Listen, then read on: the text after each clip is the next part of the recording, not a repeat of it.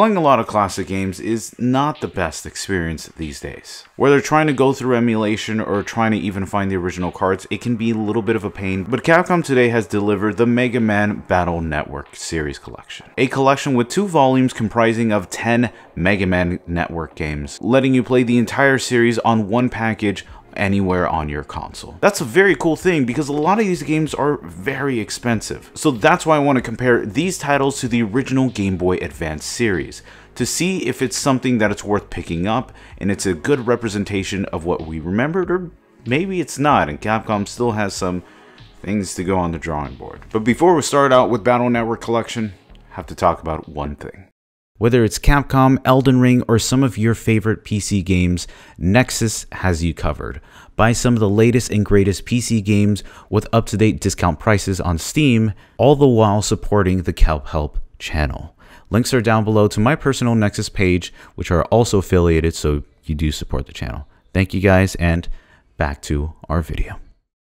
I want to give my hugest thanks to It's Just Barry on Instagram for letting me borrow his GameCube so I can record the Game Boy Advance footage because mine actually crapped out and I have to look for a new one because it's not working the best. The Battle Network series is in 2 volumes, Volume 1 and 2. Volume 1 consists of Mega Man 1 through 3, and Volume 2 is 4 through 6, as well as the other versions of those 3 games. So you have a collection of 10 games that you're able to play through all of its variants and all of its features. Similar to a PET, you're greeted with Mega Man on screen, which is going to be your main navigator on how to get through this collection. Want more chips?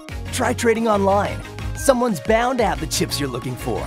You can see up top you have the game selection depending on your volume. You also have gallery and settings. While it is a pretty simple menu design, I love this interactivity that Capcom really does in a lot of their new collections, and I think the Capcom collection was also a great example of how Capcom really knows how to make these great hub-style menus and have something that you can really talk to aside from the games alone. We'll get into the games in a minute, but going into gallery and how that works, you actually have a couple of new features that are in here. If you want to see what's going on with some of the music, you can actually play that as well. There's also some unreleased concept art that you can actually purvey and see to your own liking. And while this isn't too dire on the Switch, it is nice to see that you can actually have trophies and other features if you do really care about that, so it's nice to see that. Going down into settings, we also go into button configuration, and while I always will push for full 100% button remapping, Capcom gave you 3 button remappings that are very close to the Game Boy Advance, if not almost exactly the same, so you can tailor your controls to be exactly of that.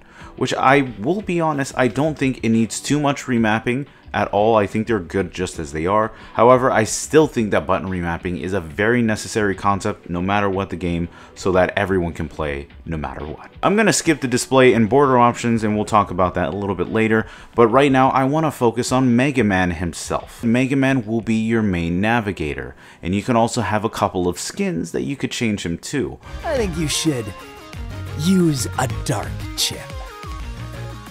Got ya! Did I scare ya? Dark Mega sure is spooky, huh?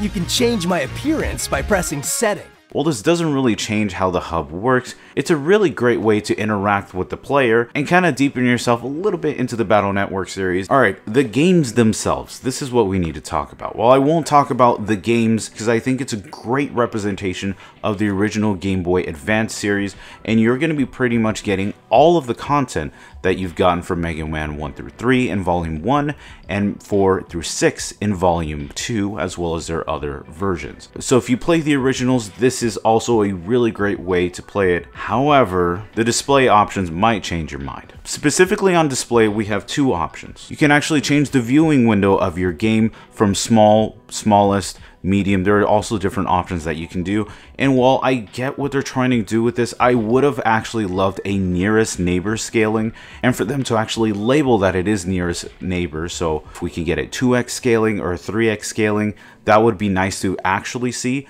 But at least to my eyes, I would say the large setting is closest to 3x scaling. You can see right here, comparing it on my Game Boy player, that you could see it's at its closest when it comes to 3x scaling, and it's as close as you can get on the large setting. Another great example is on the Battle Network 1 title screen, and you can see the scrolling menu and how that functions, and it pretty much looks almost the same like the Game Boy Advance version. So I truly do think that the large setting is a 3x scaling, and this is going to be the best way to play it, and anything other than that will probably distort the pixel nearest neighbor. On the bottom of that, we have a filter setting, which is also horribly unlabeled. Having the filter label off will have a sharp pixel look to it. So if you actually do appreciate sharp pixels and sharp sprites, this is the option to go. And this is a great look, which is very comparable to the Game Boy Advance version, and I almost found it to be almost one for one with how that works. While I do feel the Game Boy Advance is a little sharper, what's very interesting is that there is a bit more color saturation on the Switch version than you see on the Game Boy Advance. However, turning on the option has a smoothing filter. A lot of people, myself included, aren't big fans of seeing smoothing filters on a lot of classic games because it does distort the original image that the sprite artist was trying to make for this game, and you can really see how a lot of that is distorted here as well. I guess I do appreciate the efforts, and I will admit it's not as bad as I thought it would be. I still prefer sharp pixels because that's how the game was originally designed to look, and anything else will most likely take it away, but I don't know. What are your opinions on that? We also have a border setting, allowing you to put different borders in the background behind your viewing screen. And these borders will vary depending on Volume 1 and 2. So Volume 1 mainly focuses a lot on the main characters like Lan and Megaman. And on the second one, it focuses a little bit more on the villains as well as Dark Megaman. It's a nice little aspect to have, and while I do appreciate this, I actually would have liked a completely black background. That way we can just see the game. Because at least personally to my eyes, I feel that playing the viewing screen is enough, and anything in the background is pretty busy, kind of taking you away from the viewing screen. While it is my opinion, I do feel that does take quite a lot from it, and I'm hoping you might agree on that as well. Oh, I didn't touch upon one aspect, and that's the font. I think the original Mega Man font on the Game Boy Advance looks wonderful, and it's very akin to its time. Even when it's blown up, I still think it's a great representation of how that looks, and yet Capcom completely missed the mark on that. Maybe it's taking inspiration from the Final Fantasy Pixel remasters. You can see a review right up here of me talking about it. But in both of these cases, you have a sprite-based game with a very realistic font, and there's a huge visual discrepancy when you're looking at that. I will say 100% modern fonts do not look well with a sprite-based game. I don't know how many times I need to goddamn say that. Call me nitpicky if you want, but considering this is a text-based game, you're going to be having this problem on all 10 games, so I'm probably not nitpicky. One little aspect I did wanted to touch upon was called the Buster Max. This is an in-game menu that allows you to multiply the damage of Mega Man's original Buster attack, and it actually multiplies that by 100. So more than likely, you'll be able to take enemies on one hit. This is great for people who just want to know the story of Mega Man Battle Network and you don't really want to deal with a lot of grinding. However, it can be used as a crutch if you want to do that, but of course, you can turn that off.